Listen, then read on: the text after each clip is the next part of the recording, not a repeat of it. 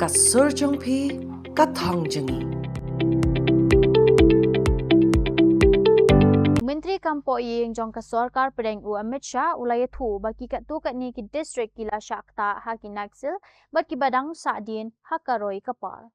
Kinong yo jingerap kim jutip syapang ki skim jingerap ration. Ulakam bahaki rukom trekam menchua watsan kilo ukharu jupoi syakilong yeng beduk da kaburam kabadai hak. Ula bin rap baka Sarkar kaban menta kalapin kelabat pin bahaya ke rukom sam jingerap patba da kabapin bet ya ki rukom trekam bat pin tikna baki jingerap ki poi syaki badai hak.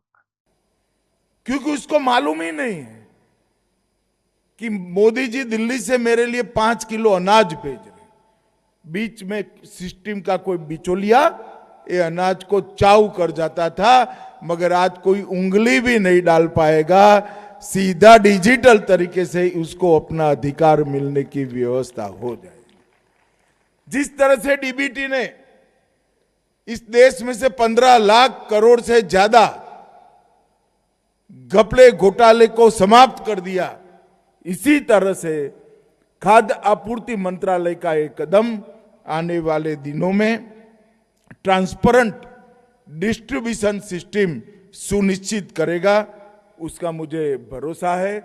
और नरेंद्र मोदी जी का जो मंत्र है minimum government maximum governance, उसको आज जमीन पर उतारने का काम एक नए क्षेत्र के अंदर हो रहा है।